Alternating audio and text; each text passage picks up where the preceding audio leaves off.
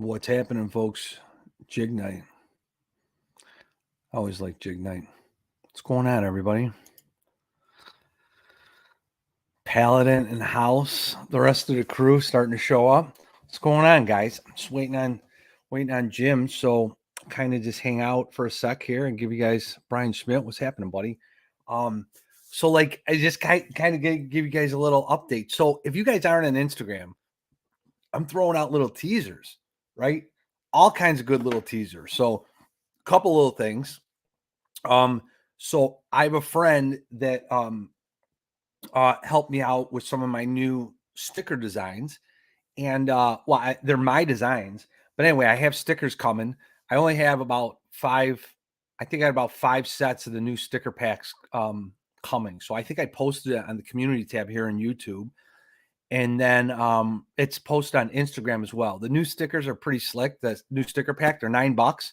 So if you want them, you're gonna have to jump on them. Darius, what's up, buddy? Welcome.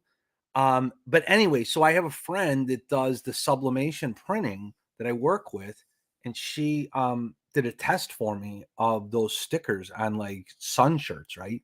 And they look awesome. So I'm gonna make a few up for myself. Michael Bradley, what's happening, brother? I'm gonna make a few up for myself, and I think the two designs look killer. Yeah, they look good on a shirt. So, Sean, what's happening, buddy? So, I'm really excited. So, I'm going to have those coming. I don't really know what that's going to look like, whether I really want to get shirts printed and all that type of stuff. It's like, everything takes time, right? And so, I'm basically gearing up for what 2023 looks like. Matt, what's happening, buddy? So, Debo, what's happening, brother? David, how are you? Oh, look at David's already asking about new gear for Black Friday. We're going to talk about that a little bit too. George, welcome. Larry Hadley. So you guys, if you pay attention, I put 2 little reels up on Instagram that has what the logos would look like on the sun shirts. So check them out. You'll see. I also had that sticker pack available for $9. So anyway, this is kind of this little push towards the end of the year. So Big Jim's coming on tonight. So I just got to double check. I got to make sure Jim didn't send me a message and tell me he's sick. And he says I'm here. Where's he at? I don't even know what the heck. Jim, he's here. Let's see. Maybe I'm going to I'm going to tell him. I'll send you the link again because I want to make sure I didn't send him the wrong one because he says he's in there. Maybe I sent the wrong one. Huh. So I have to do that. Hold on. I'm going to do this let's do this. This is how these things always go. There's always something. So let me do this. I got to email myself the code. Hold on. Everyone bear with me 1 minute. We got to try and get Jim in. I'm going to send it to myself. And let me go back to my email because I thought I sent it to Jim already. Maybe I sent him the wrong one. These things happen. So hold on. Bear with me a second, everyone. No subject. Let's copy this. And we got to send it to Big Jim again. These things happen once in a while.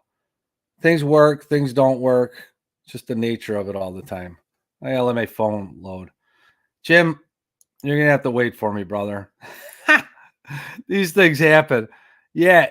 See, On the Fly Tackle says, cue the clown car music. Right. Copy link. Let's try sending this to Jim again. Let me go back. I got to see what email did I send it to, Jim? Let's see. Now I got to go into the Jigsquad email and I got to see sent. It's always a process around here with me. Big Jim. Let's try this again. Big Jim. Sorry, guys. Big Jim, just fishing. Let's try this again. I might have sent him the wrong one. New link. He might be sitting in the show for Mike Iavino. He's not going to get it. All right. I'm going to message him. Hold on. Try the new link. Try the new link I just emailed. Okay, let's see what happens. Yeah, you know what, Devo? It's funny because there's nothing, Jim. Jim, you should have. I just emailed you again. I could have sent you the wrong one, my friend, because I don't see you popping up in the waiting room. So I just tried sending it again, and I copied out of it. So it definitely could be a classic Mike Murphy error. These things happen. So the best part is Jim's in chat. So somehow, some way, we're gonna get him in here. So he can't be. He didn't mess this up on himself. Jim would have messed it up because he's familiar with StreamYard. So it was probably Murphy sending him the wrong link. So Jim, I emailed you the link again. So let's make sure you got it. Oh, did I see a flash? Maybe. Maybe not. I thought Jim was coming in. So, but anyway, like I said, until Jim comes rolling in. So I got the stickers going. I'm getting ready. Mike Iovino's coming up. What is it? The 15th, maybe. And then of course I have on the 29th, I'm doing the 1 year show. So I'm not going to release what that show is going to look like yet. But I'm going to do a lot of talking, a lot of revealing, a lot of sharing what the year was like and all that fun stuff. Let's see. Yeah, so I'm kind of excited about that. I mean, I'm not really. There you go. New link. Let's see if that works. Jim can try in the new link to the Just Fishing, Jim, in case you're looking. You got to go in through that link I sent you to the Just Fishing account.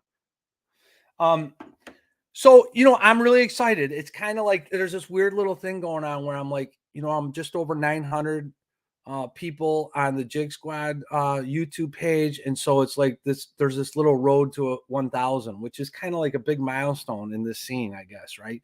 So I'm doing all I can. We'll see. I don't know what's going to happen, but the goal is to end the year. We're going to talk about what 2023 is going to look like, what some of the shows are going to be like. And it's going to be cool. Vince, what's happening, buddy? Yeah, Sean, Jigsquad t-shirts. So if I have them, they're going to be the long sleeve SPF sun shirts. So I'm working. I have the last two sticker designs is what I'm working on right now to see what they look like. So I'm just going to try them out first on two different shirt colors. Gary, I just got a text from Gary. What's happening, buddy? All right, so Big Jim, hey, send him the link. I don't know what happened. So we'll see. Jim, if you're still in chat, buddy, I sent you that link to your email again. So double check the Jim email. I could send it to I'm going to send it to tells me I'm here. This is crazy. I don't understand. You know what the thing is, Jim? Jim's telling me it says he's here. But the funny thing is I don't see him. That's wild. I don't know why, Jim. I couldn't tell you, brother.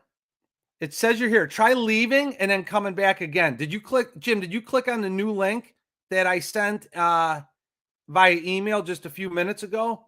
Because it's not showing up. Usually it shows you're like in the waiting room, and then and I don't see you there. That's what I don't understand. So try going into Jim again, Jim. If you're here, Jim, you would be in the waiting room in StreamYard, and you would see me on screen with the chat on the right. So try again. Try leaving and then go into that new link I sent you via email. I'm doing two things at once. Let me try and send this to Jim here too. I want to see if this works. So now, Jim, you got it in your email and in StreamYard. So let's see what happens. I don't see you, brother. And if you think you're in there, come out of it and then re-enter the room. Because what will happen is you'll appear in the waiting room. So, all right, technical difficulties, folks, which is okay. We work on these things. Darkman, what's happening, buddy? I think I got everyone that came into the room. So, but anyway, these are some of the things that are coming up. What have I been tying or what have I been making? I am trying to mess around with some football jigs. Smaller sizes, like everyone's talking about size 1, but mostly I've been playing around with an 1/8 ounce. I've got a 1/0 hook in it, and that's not small enough for people, but that's what I use. And then I have a 2/0 in the quarter, and I'm running a 3/0 in the 3/8. So I'm playing around with that a little bit. And I'm just messing around with some different silicone skirt patterns on the no hybrids. Not interested in that right now. I'm gonna do a lot of tying this winter, but just messing around with some football jigs that I really want to think that I'm gonna use. Omerta, what's happening? Faith Faith says, any mic suggestions for podcasts and live streams? You know what? This is what I would say. 3F. Go. Other people will tell you otherwise. This is what I'm going to say. I'm using my wife's microphone. I don't know what this thing costs. It's a Audio Technica 2000. I don't know how much these things cost.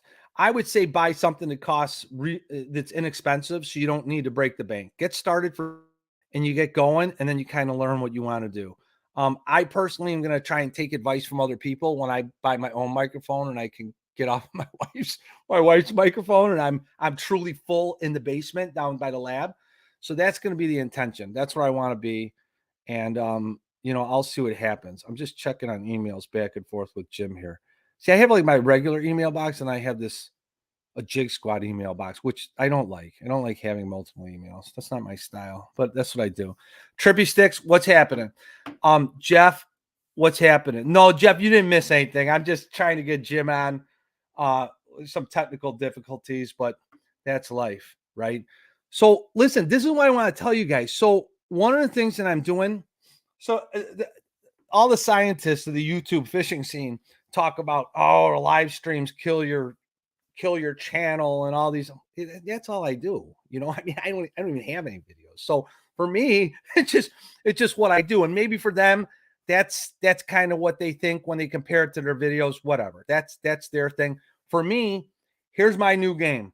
I basically, I didn't like to get into all the reels and all that stuff on Instagram, but you guys know it's my intention to share designers' work on Instagram. That's the whole point of this whole thing, right? So what I decided to start doing is I said, I'm going to start taking the short form videos that people are doing of 10 to anywhere from 7 to 15 seconds of videos. There's Jim McLaughlin. You're in, Jim. There you go. I went to my phone to do it. You know what it is? You get these big old computers, and now you have to turn your phone sideways. You look like a big giant there, for crying out loud. There you go, buddy. Yes. Jim. Hang on for a second. Stupid buddy, listen, as long as we hear your voice and we know you're here, I could have, Jim, it could have been a Mike Murphy problem. I could have sent you Mike Iavino's show for weeks from now. I don't know what the hell I did, buddy. Hey, I'll bet dollars to donuts it's me. Well, listen, you've been doing this longer than me, my friend. So I'm gonna take the heat on this one. Yeah. So you guys, as Jim's getting his camera already here, I'm gonna say a couple things, and then I'm gonna give Jim a chance to kind of tell me about Jim here. So the reason we have Big Jim McLaughlin on this show is I want, and if you guys aren't familiar with who Jim is an icon in the northern part of the states as well as the Canadian fishing scene.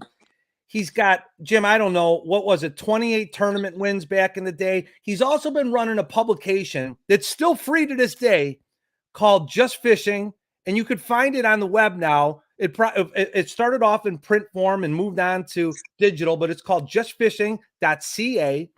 And Jim has been running this, started this and running it free for what, going on 25 plus years, even more than that now, Jim?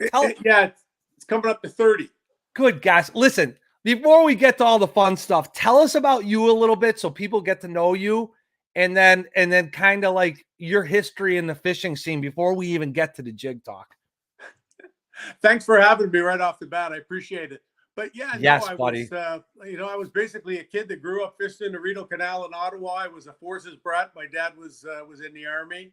Okay. And he was a veteran, and we moved around a bit in that, and we moved to Ottawa, and I started fishing in the Rideau Canal as a kid, and first fish I caught was a bullhead about 8 inches long, and that was it.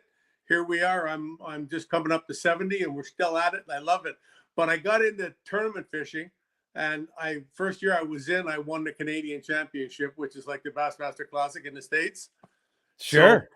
So I was sort of I didn't realize how well I could fish, and I had that competitive. I had that competitive juice too. And then the year after, I won it again.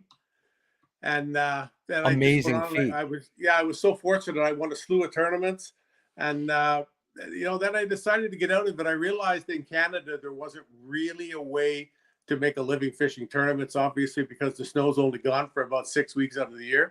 Uh, so although this year we have none so far, so it's where I am. So, but yeah, it's when I moved on, we started doing just fishing. I've been with Shimano. In fact, I'll be signing a new contract in a few weeks here, and that'll make 40 years.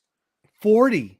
Boy, yeah, 40. Goodness, buddy. 40 Good years for with you. Shimano. So fishing really became it became a lifestyle. Everything I do with it. Like I just got back from emceeing the Ultimate Ice Fishing Show in Toronto over the Yes. weekend, and I was down there with Dave Chong, who you probably know of. Sure. And he's just headed down to Hartwell to fish in the Bassmaster Team Championship there. That's awesome. In fact, he's leaving in a couple hours from now to head down there. But I was at the ice fishing show. I came home Monday or Sunday night, and Monday morning I got up and my head, I was just absolutely dying. I called Dave. He said, I got the same thing. So Sure. I'm coming out of it now. I suppose tomorrow I'll be a lot better. But that's what it is, the fishing business. I used to fish. I guided a lot too in the beginning, in between tournaments and stuff. Sure. But I only did the tournament thing for 10 years, and I won 29 major tournaments. So that's something I really look back for. But I think I most want to be remembered for all the stuff I've done with kids. It's so interesting you say that. So you guys listen. So you guys know that I always kind of speak my mind on this show and stuff. And so, well, first of all, that's a whopping number. 29 large scale tournaments in 10 years is ginormous, right? But you guys know I hold a special place in my heart with the kids stuff because I work in education. But I'm going to tell you something. You guys listen. If you haven't, I threw it up on the screen, and the links are all available down below in the show description on YouTube. But Jim is a character larger than life. And I'm going to tell you something. I have him on the show for all these great things in his personality. But one of the things I appreciate, besides his hair jigs that he makes all the time, that I appreciate about him all the time, and I haven't told him this, is there's two things that he does that I really enjoy watching on his Instagram page, right? And you guys know I'm big on people's story, like where people come from, who they are, how they carry themselves, how they do things. So Jim, there's two things that Jim posts that are not even relevant to fishing at all, but I love. One is he always takes a screenshot of the radio station he has on in his car of some classic rock song that just brings me back to years ago all the time. And I love when I see this because I always laugh, and Jim reminds me of this when I see the screenshots of his car. So that's one. And Jim, the other one is about once a month, Jim will post pictures of him and all the old cats from high school that he's got a group of about a dozen guys that they all get together once a month, and he takes a picture with these guys out to eat, BSing and talking, and every last one of them's happy as all get out. And I just thought, you know what? It just, personality is important in this world. And even if you're not, out and about if you're an introvert, that's fine. But the reality is Jim's got a personality that's larger than life, and how he describes things, how he talks about hair jigs and talks about making more fluff and another drop off at this, tackle shop. And it's just, if you haven't seen his stuff on Instagram, you should. He brings a smile to my face all the time and in my day. And he makes a pretty darn good hair jig. What about making jigs? Has this always been a thing for you, or when did this making jigs thing start? Well, hey, by the way, those guys that you posted, we get together 3 times a year. Okay. It's on December 10th. Oh, okay. Yeah. I'm excited to see the pics. Me too. it was supposed to be December 10th, but unfortunately we lost another one of the guys, and his wake is this Saturday. So okay. Sorry to hear. He was a little bit older than us, but he was one of the crowd, and it's always good. It happens. But when you get up to 70, man, oh man, it starts happening whether you want it to or not. Yeah, Stuff starts changing. yeah, That's yeah. right. No, for sure. Hey, when I started making jigs, good out of high school, I worked in a big paper mill for a couple of years, and when we were doing that, it was the Ottawa River through Ottawa. Started fishing for walleyes out there, and I was the in the very beginning, I was the guy with the back trolling, the big pieces of rubber on the back of the boat, back trolling with a Lindy rig. And nobody in Canada, in Eastern Canada, had seen anybody back troll. Okay. Like they thought I was like, and perhaps I am, but it worked. You know what I mean? It was all good. I mean, then they saw you putting, dots of air in worms' tails with the old Lindy worm blower and stuff Sure. like that, and all this stuff. Sure. And we'd dock the boat behind the plant, go into work at like an 8-hour shift, come back out, jump in the boat, go fishing again. Go fishing some more. Yeah, pull the boat That's up on so the shore great. behind the plant. But stuff like that. And then we get into hair jigs, and Okay. there's a lot of rocks in the Ottawa River, so we lost a lot of them. And Sure. so I started making them. So I've really been making them for like 45 years, maybe more. It's a long time. And so Yeah. now you make a little bit of everything. Like, I mean, the two biggest things I see you making are marabou jigs and then bucktail jigs. Mm-hmm. And then do you branch out into anything else besides that, or is that the biggest Yeah, I make market? some other little stuff too. I play around with where are they here? So probably get so much stuff kicking around here. I like to mess around, and I make stuff like this too, like hair spinner baits. Oh, beautiful. I'll get a bunch of those together once in a while. I usually only make these a couple of times a year, and it's at this time of the year, and I make a whack of them. Of course, So you got on that spinnerbait, Jim, you have bucktail with some type of tailing material. What was that? Like a bucktail tail as well? Yep. Nice, beautiful. The hair, some feathers. Oh, and hat. Okay, good. All kinds of stuff. I like adding extra stuff when I do it. And then, the regular old bucktails. This is one I came up with. I make a perch pattern on that same head. Okay. And what I like to do is put a lot of feathers and stuff in it, so it looks like it has a tail and everything. I don't know. But so a guy wanted me to tie him black jigs with an orange feather. Sure. On a chartreuse head, and I didn't happen to have any chartreuse heads. So I used my perch head that I make. Yeah. And it became black perch. And it's for 2 years now. When I sell direct to people, this is the biggest selling jig I've had by far. That color pattern, that colorway. Yeah. I got guys coming and asking me for, getting like 36 at a time. Wow. And then of course, with the Johnson boys from Canada and Gussie, this stuff just blew up, eh? The fluff, yes. Yeah, absolutely blew up. And when I started making the fluff, I used to fish against the Johnson's boys' dad. Really? What a great little thing. Yeah. We all grew up together. And then the Johnsons got the fluff from Gussie. As the story goes, the Johnson boys went out to hunt with Gussie. Really? And they get to the house and they look in the garage and there's a bunch of rods in the corner. And Corey, who's pretty aggressive, he's still the number one penalty guy for the Peterborough Petes in junior hockey in Canada. So he's a character and a half. He said, "Well, what were you fishing for?" And Gussie looked down and got guilty. Gussie's the salt of the earth. He writes for us in the magazine. I've known him forever. It's really funny because on the weekend at the Ultimate Ice Fishing Show, we had Gord Pizer there. Yeah. And he had his grandson with him. Okay. And I told the crowd, I said, here's Gord bringing along his grandson Liam now. Okay. And a lot of you may not know that in Kenora, Pizer mentored Gussie when he was a kid. Okay. He taught him all kinds of stuff. And Gussie's gone on to greatness, so that the handful of rods and reels is sitting there. And Corey looks at it and says, "What's the little marabou jig? Those are for walleyes. Whatever." Nobody knew anything about it yet. This is like 10, 12 years ago. Okay. I was going to ask. Yeah. What year was it? From the Lindners. Because there's a lot of tournaments that the Lindners won, that Fort Francis deal and they did very well in the Kenora Bass one and other stuff over there. A lot of the fish they caught with the, fishing the fluff. And Yeah. so he couldn't keep a straight face. So then the Johnsons got back here, got some, and that's when they started cleaning up in Lake Ontario. This was, Yeah. before they really went south of the border, and started doing that kind of stuff. And all these fish were coming on the fluff. Oh yeah. They were all coming on the fluff. I mean, they would just go around and mark 1,000 spots on the GPS. Like it's a Yeah. horrible thing. It's a horrible thing to search for fish with.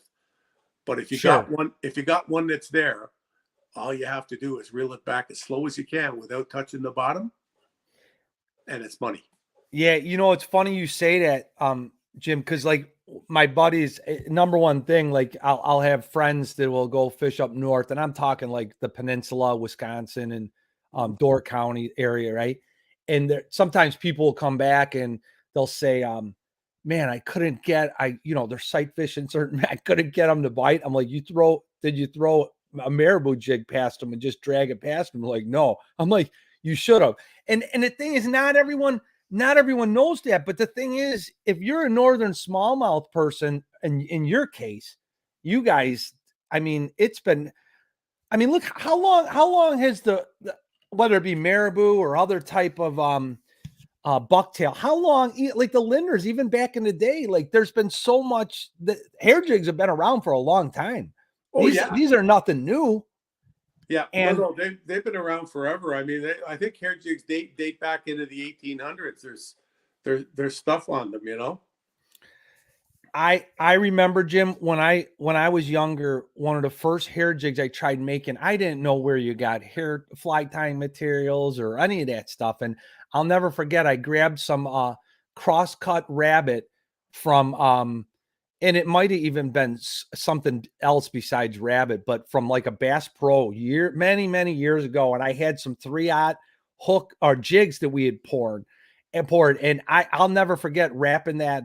That was the first jigs I ever made. And I wrapped them, and I'm sitting there and I go, why aren't these tails long enough? I go, I'm just going to hang a piece off the back end, like a strip. And I go, Yeah. it's like making like a twitching jig. And I almost figured that out for myself back in the day. And I used to take them not on the Great Lakes, but I was using them on the Kankakee River in Illinois. And I would be fishing these for smallmouth. And that was my first experience with hair jigs. And I had no idea how to tie a marabou jig or anything of the sort. And now bucktail, I'll be honest with you, Jim, bucktail to me is like a great frontier that is still to be discovered in the bass world. It's still, I feel that bucktail is the secret out there right now. And but it's not being kept as a secret. The saltwater guys have been using bucktail for years. A lot of people have been fishing bucktail and different versions of a lot of things in the walleye scene. But even the largemouth guys are starting to catch on to bucktail with feather and all that type of stuff, Yeah. And it's just, I'm fascinated by it. The Rockaroo. One of my buddies just sent a message and I called remember it that Caps Rockaroo jigs. That's right. The Caps Rockaroo. Yeah, the back page of Fishing Facts magazine used to have that ad with the jigs. Oh man, yeah, it's so classic. And Jim, let me ask you a question. How often would you say that you're going on different people's shows to talk about like podcasts? How often are you getting invited on people's I do fishing podcasts? I do the Canadian Fishing Network here every Monday night. It's Monday night. Okay, yeah, so this is something I want to tune into. Yeah. But to me, Jim, I'll be honest with you. There are more people in the States that have to, like, I pick certain people for all different kinds of reasons sometimes, but I'm like, more people needed to know who Jim McLaughlin was, right? And I just think you have all these stories and history, and like more people need to hear it. And I'm really happy you said you'd come on tonight. Oh yeah, I like your bucktails the best. I'm going to be honest with you. With the banana jig. Yeah, that's what I was showing you there. It's absolutely beautiful. Yeah, something else we've been making too. I started making was, I'm pretty good buddies with Pete Bosselman, who ties most of the dads and blade baits. Okay. And I started making these great big musky jigs. Oh, look at that. You can see how big they are, and hang a bunch of feathers out the back and whatever else. And that's an 8/0 VMC hook in there. There's one that's not tied. You can see the size of it. Nice. So I started loading that up, and that's got honestly, if you were buying the small packs of marabou, it's got a pack and a half on it or something. Like there's a lot of it on there. But then, so last year I'm sitting around and I thought to myself, like all these things come out because we do different things. So I made some and I put a piece of 50-pound fluorocarbon out the back and I hung a blade on the back. Okay. So I gave some of Look these at to that. Gord Pizer and Liam, his grandson, because Liam goes to university down here just below me here in Kingston, which is Sure. right on the shores of Lake Ontario at Queens. And I gave him some of these, and he caught the biggest tiger muskie he's ever caught. That's in crazy. fact, the only one he's ever caught. That's awesome. Jim, somebody asked in chat here. Let me go back and Michael Bradley says, are there any factors that would make marabou outperform bucktail or vice versa? I think bucktail is better for more aggressive stuff from what I've seen. Like marabou is usually, to me anyway, is associated with real subtle things. Like, I had we had Jimmy Linder on one of the CFN things a couple of years ago. And Sure. we talked about the fluff, and he said, where they fish up in Minnesota, Wisconsin, he said, like, once it gets past like August and they go on to natural lakes with a lot of rock and patches of sand. Sure. For largemouths, they're not fishing smallmouths now, they're fishing largemouths. And they go out, and this is where I got that special line from him about reeling it back as slow as you can without touching the bottom.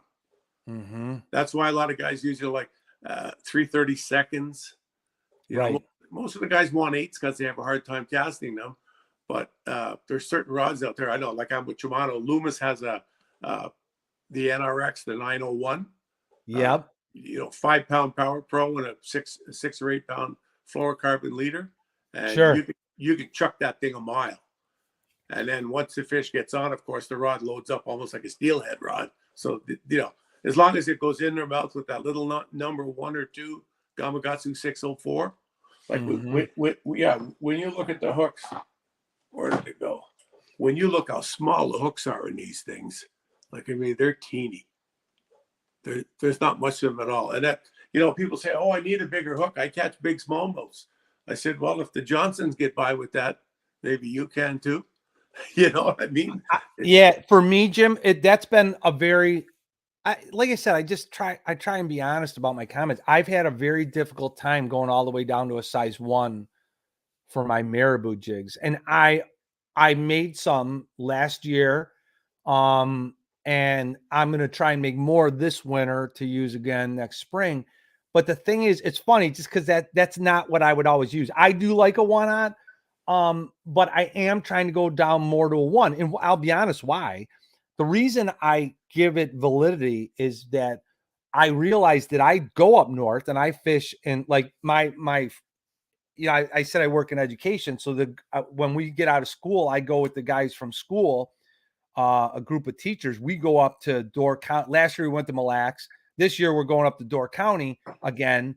But I realized that when I'm in that type of water and those environments, I have to have those types of sizes, So I still like my 1-aughts for like rivers and drifting current and stuff like that. How about this one, Jim? Have you ever heard of this stork marabou? I don't even know what that is. Yeah, I know the stork marabou. The stuff I use is turkey marabou. Okay. Yeah. In fact, I just got 3 pounds in here from California the other day. Yes, 3 pounds. 3 pounds. Here's a 3-pound box of marabou. I get my white bucktail in boxes like that. I shouldn't be telling people all these things, but I don't know if you can see behind me the closet here, all the boxes. Oh gosh. That's all the feathers and stuff. Like, this is a hobby that got out of control. Right? It's like, it's pretty cool. Yeah, it's awesome, Jim. I mean, what do you like? What do you like to make the most? If you get a chance to fish a hair jig, what do you like? What do you like to make the most? You like making bucktails? Yeah, or I you like making fun? bucktail because that's primarily up here. Vast majority of the bucktails I make, I would say probably 80% of them go to the Kawartha Lakes, which is a series of lakes just north of Toronto. Okay. There's there's dozens of lakes and little rivers that all connect together. And you could do it in the Bay of Quinte too. You can do it anywhere where there's walleyes and cabbage or milfoil, and they Okay. rip jig. And I'm not talking Yes. about snap jig, and I'm talking about rip jig. You're casting, you're reaching out as far as you can, and you're ripping that jig 5-6 feet through the weed. And by the time you catch up to the line, when you rip it again, the fish has got it. Wow. Like it's a completely different thing. A lot of people don't realize what it is. And I got this from some guys that fish the Kawarthas, and they won the Canada US walleye tournament so many times, so many times doing that. It's pretty amazing when that jig blows through that weed. Yeah. And that's the reason having the eye come out the front. Mm-hmm. Yeah, and when that jig blows through, it's just incredible. It's the way it works.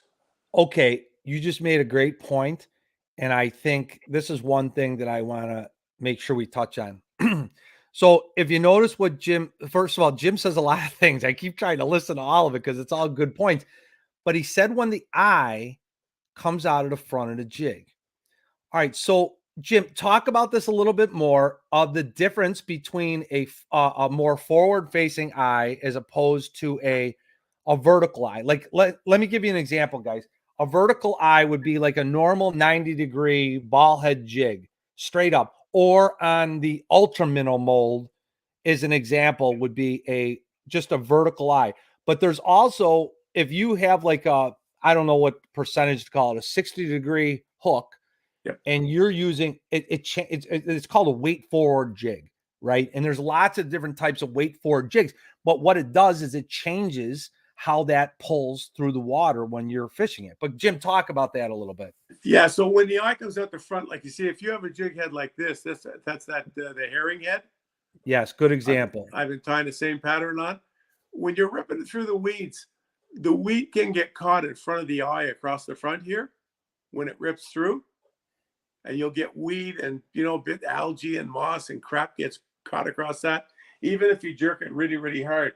And another thing that I've learned with this is that not only is it important to have it up in the front like that, it just comes through the weed easier when it's there.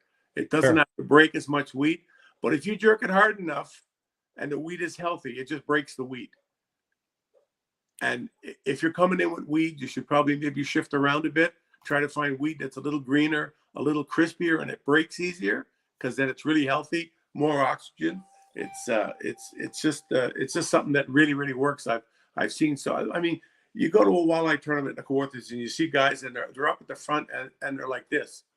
They're like they're looking for the milfoil with a little bit of red on the top. Yeah, because it's flowering and it's really healthy, and that's the stuff. And you'll see a big red hue under the water. And you'll throw into that. And I mean, we only have to throw it like 40, 50 feet. You don't have to be trying to long bomb it. Because, if you do hook a good fish in a weed, we're probably using, braid changed the whole thing, but you don't want to, you don't want to cast it too far because quite often it does get hung up and tangled, but the vast majority of the cast will come back if you snap it good and hard and the weed is healthy. Like braid, that's something that, a lot of people watching may not be old enough to remember when we didn't have braid. Right. Yeah, no, it's like so cool. I remember when braid came to be. It was just absolutely amazing. But the original Power Pro with its roughness on the edges, yep, the way it saws weed, it's a dream for rip jiggers. Yeah. And I mean, fish don't see that when you're dashing a jig through the weeds at Mach 4. And then it just drops, and they just bite it. They just go. They don't look at it and go, "Oh, there's a piece of fishing line." And I'm a firm believer that fish don't know what fishing line is.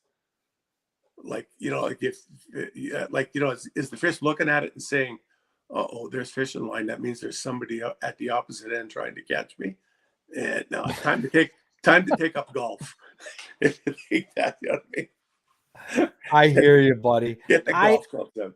I think, here's the thing. It's so interesting how different techniques, like the one thing that perplexes me more than anything else when it comes to different type of hair jigs is, it perplexes me because I like to have, I like to be I like to inquire about how techniques work in different areas of the country. Like a fascination to me is one of the big things going on in the tournament scene right now is everyone's talking about, chicken rigs and any type of white bucktail with incorporated hackle and feathers. And this is a big thing, including down south. All these guys are down getting into this type of fishing. And the funny thing is, like, one of the things that like I see happening, and anyone who doesn't like what I'm about to say, then don't comment so no one knows that it bothers you. But now it's kind of like people that are trying to throw finesse bucktail type of presentations or things like bear and other things like that for smallmouth. It's like all of it works. All of Yep. it works, and there's a time and a place for it. And the thing is, people also have to remember forage is important. What forage are you trying to replicate, right? And there's a lot of different things to replicate a craw. There's a lot of different techniques that you can use that are going to replicate a bait fish. And like, a lot of people will talk about like marabou and say, you got to cast that marabou out, have it just off the bottom and just barely above the bottom and slowly retrieving it. Well, that technique works, but I got to tell you, I have slipped current and eddies on a river, casting marabou, yo-yoing it along and Yep. mending the line. Like there's more.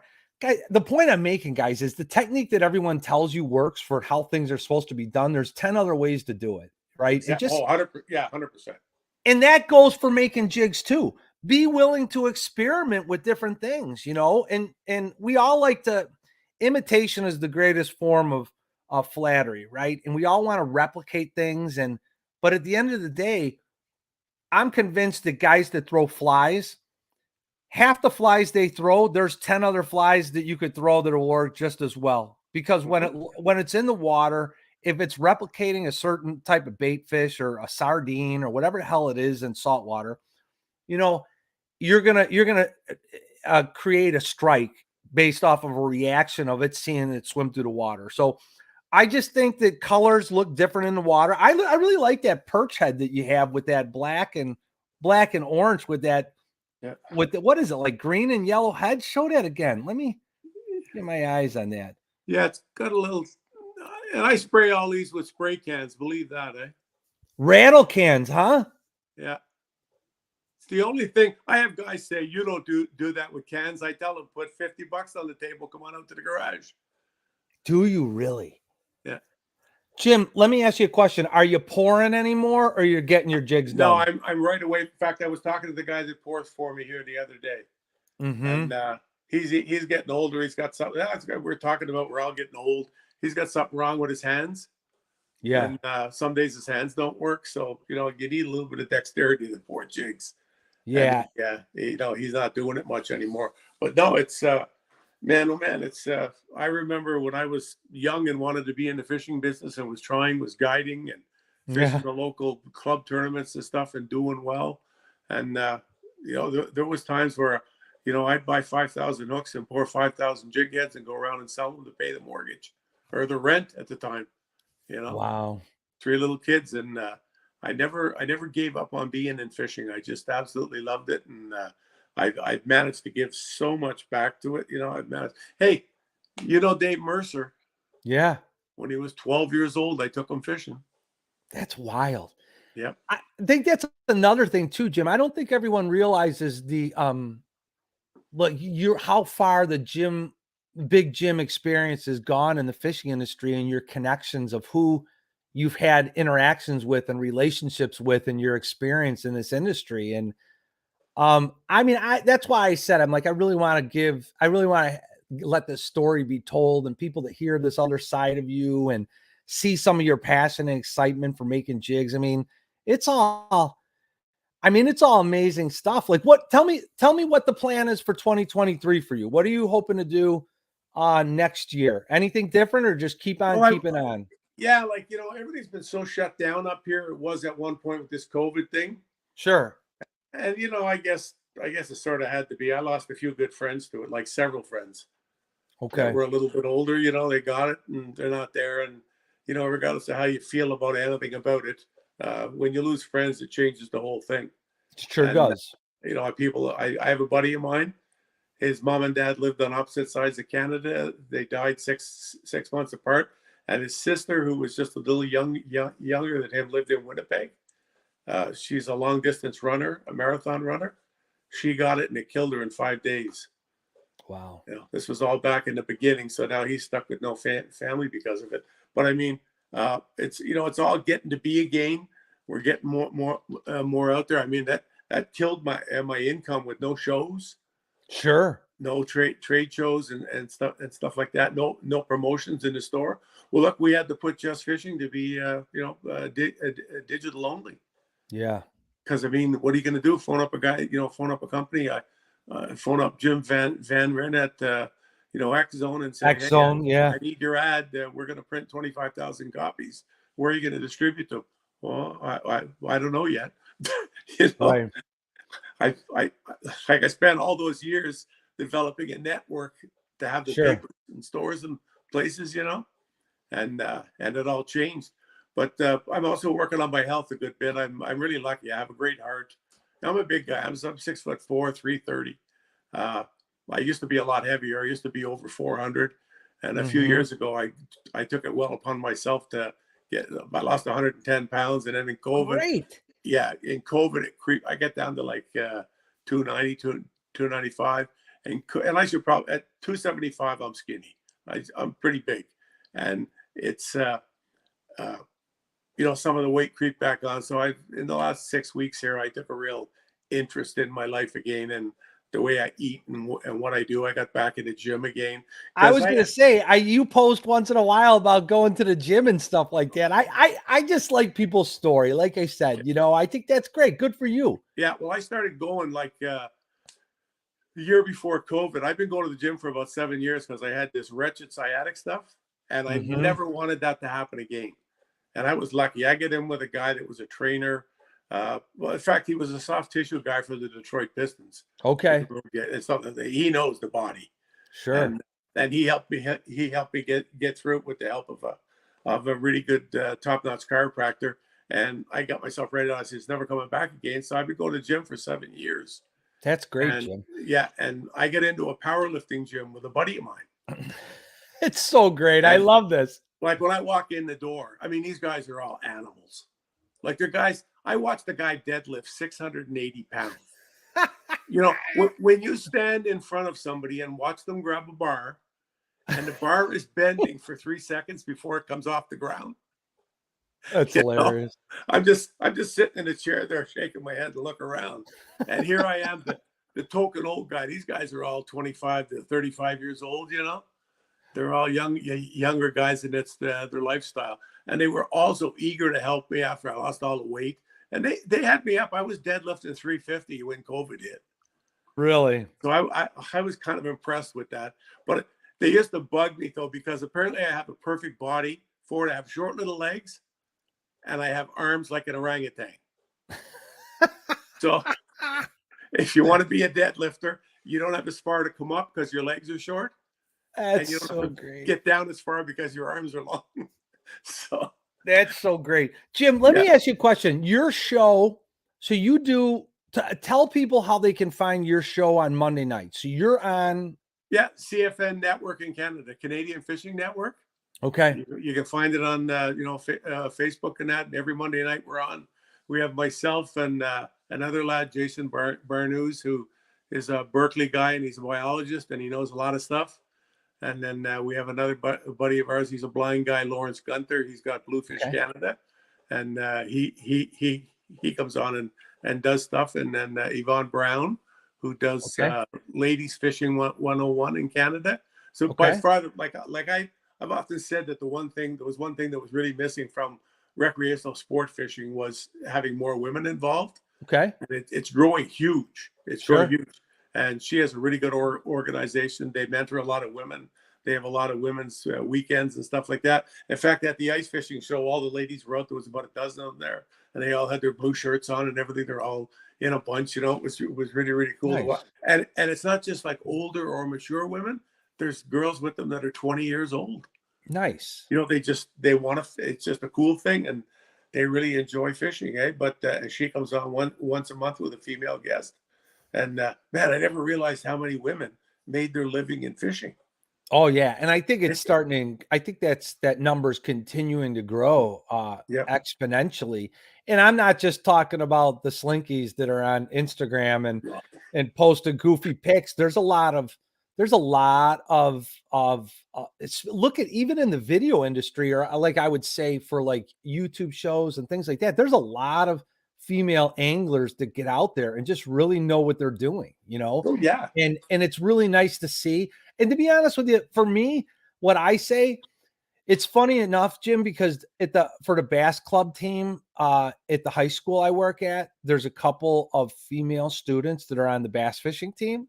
And it's just kind of nice for them to be able to see, I always say it's nice to see people like you is role models, right? And it doesn't matter whether you're black, white, male, female, it doesn't matter what it is.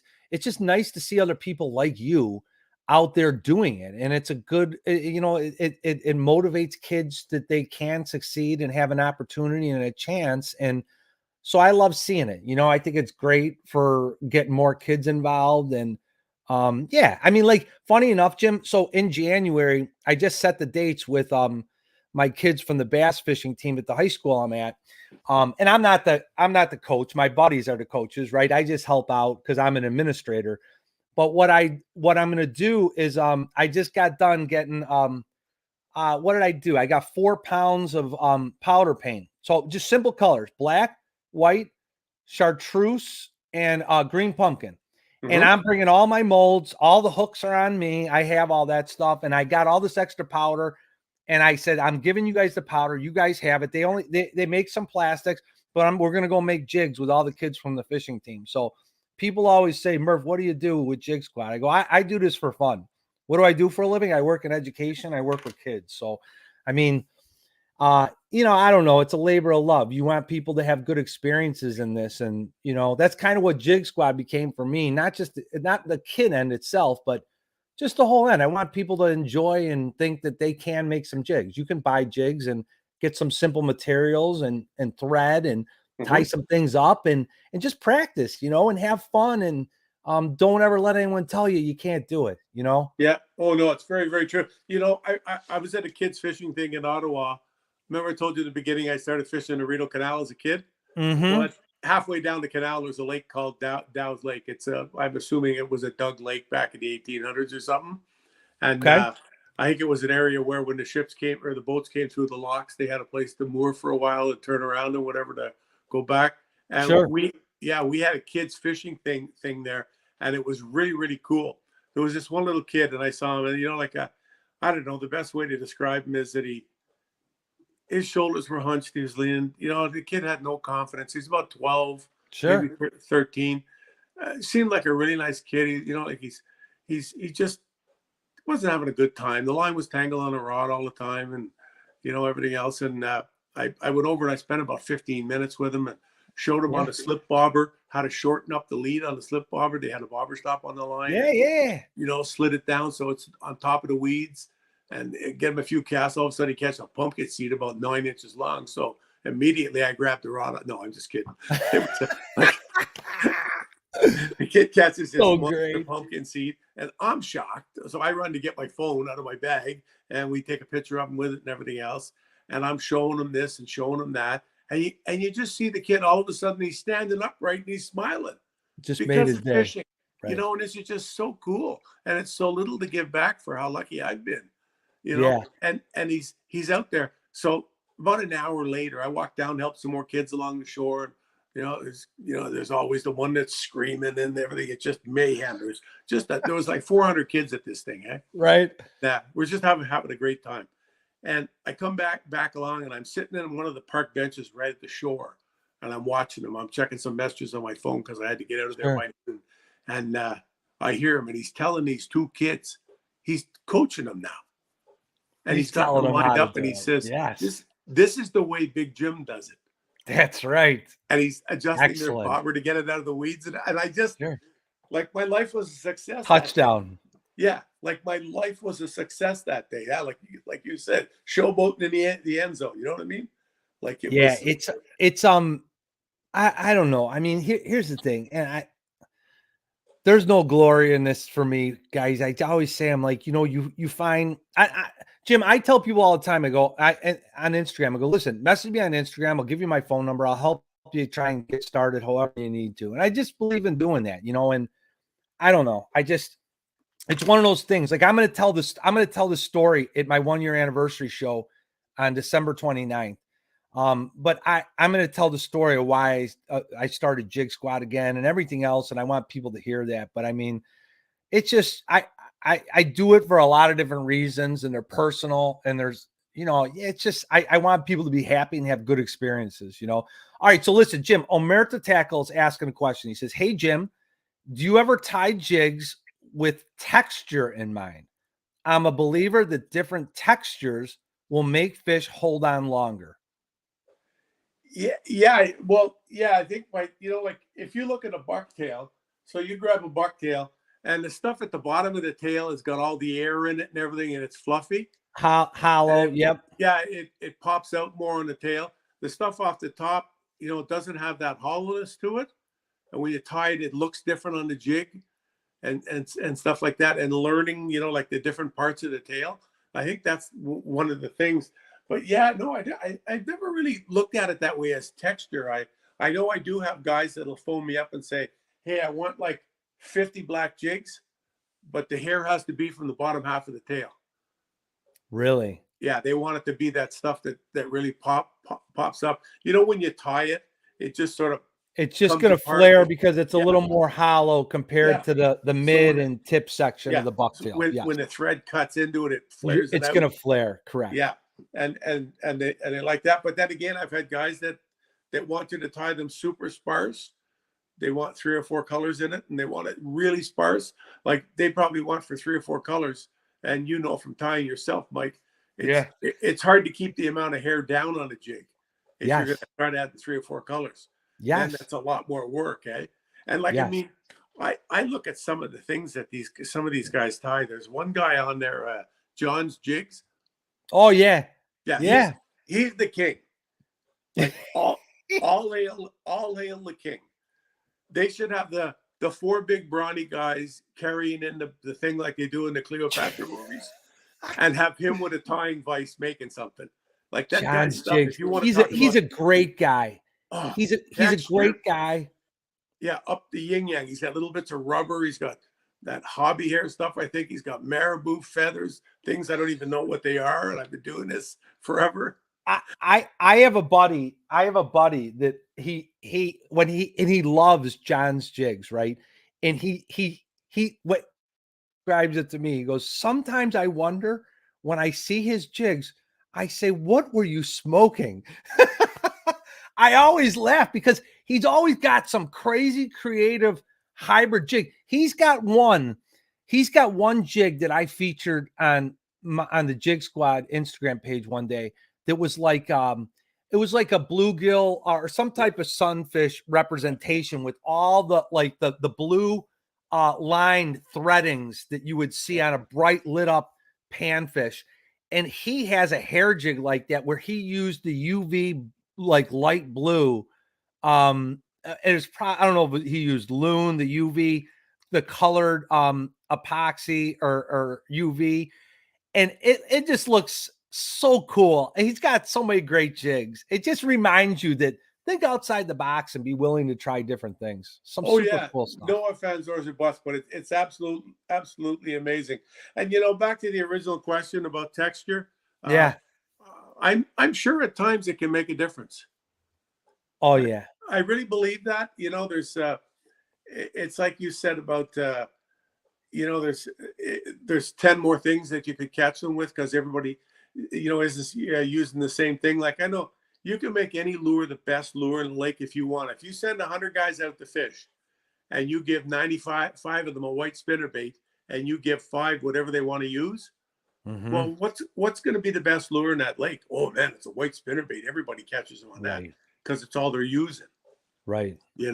And right. I think it's a lot of things like that. I know since I've learned more about fishing since I got into doing tournaments years ago. Since you got out of doing tournaments? Because I you're not agree. forced to do what you know you have to do and Mm-hmm. should be doing. I play around now because you don't, it's not the same. You don't have to catch fish. Right. That's And a great comment. I think sometimes when you can just mess about, I sometimes get off on things and I realize it's lunch and I've caught two fish. What the heck am I doing?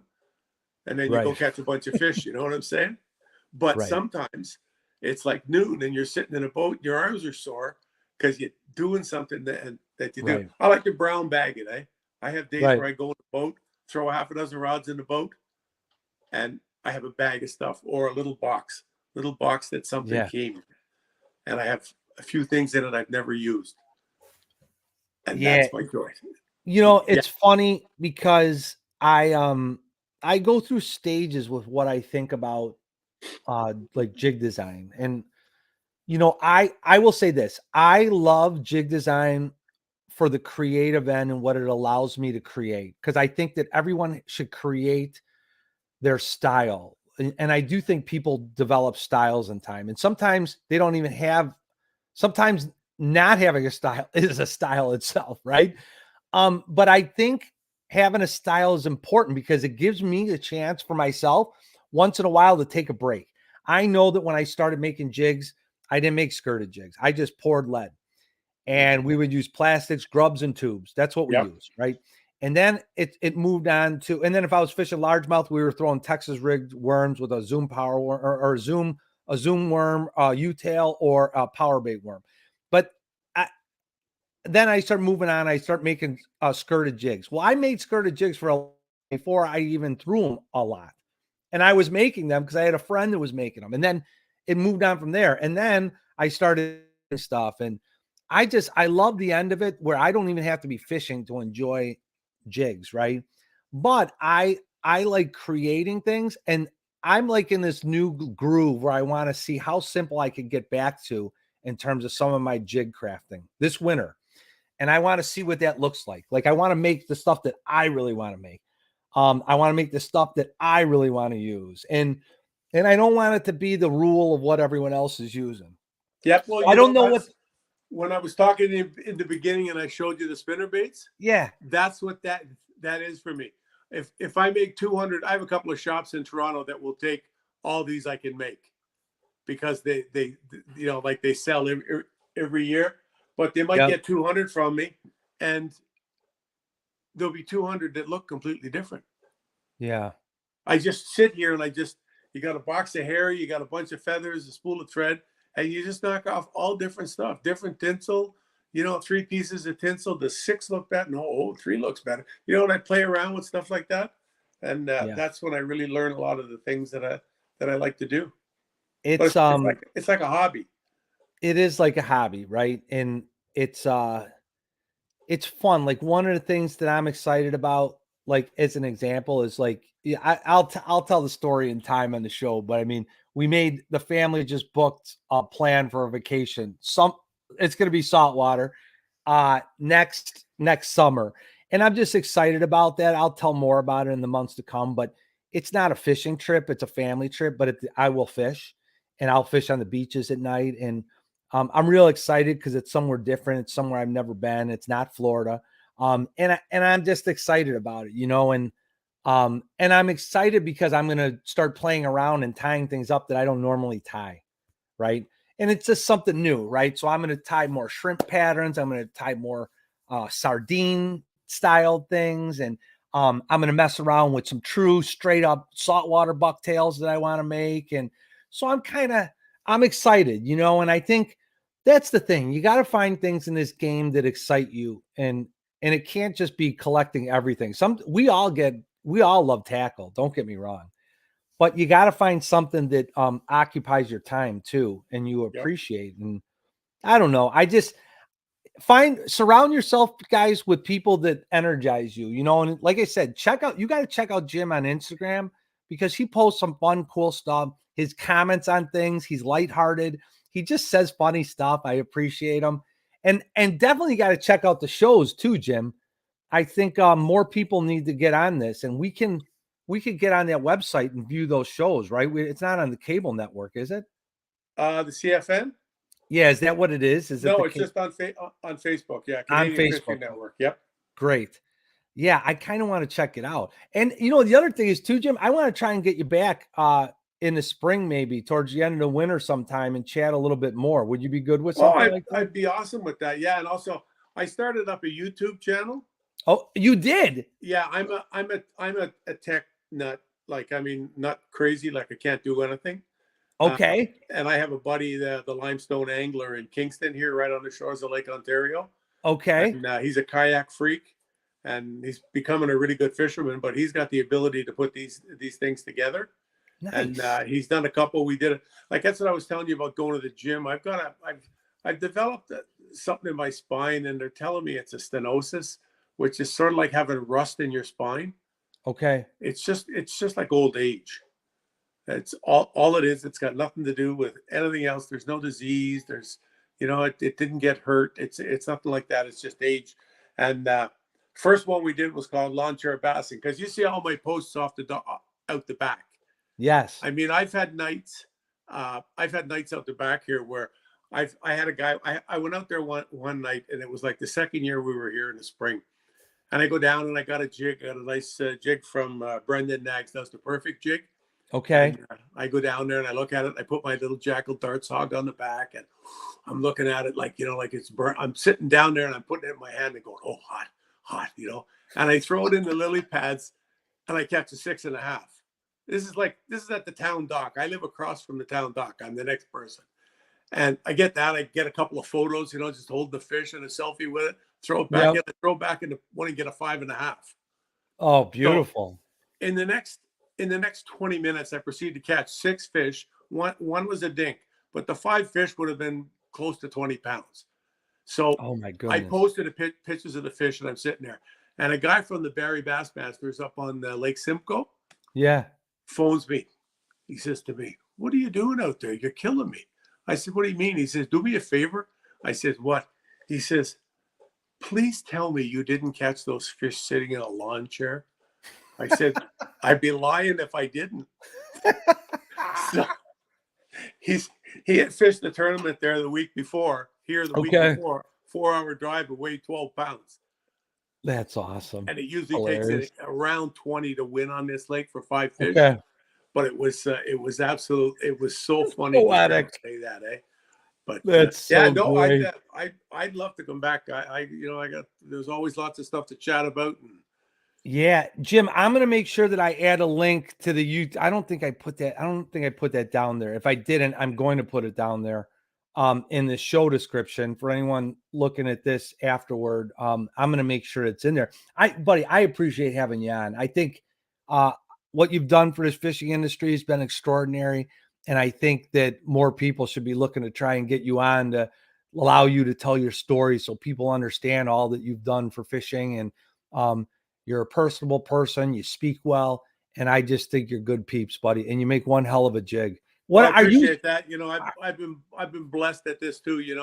The people I've got to go fishing with. I mean, I've been fishing with Ted Takasaki, several times, musky fishing and stuff with Mark Thorpe. I spent a couple of days with Bill Dance years ago when I was with Strike King. Things like that. And it's just there's no end to it. I mean, you're making your jigs. I tie jigs for the Johnson boys.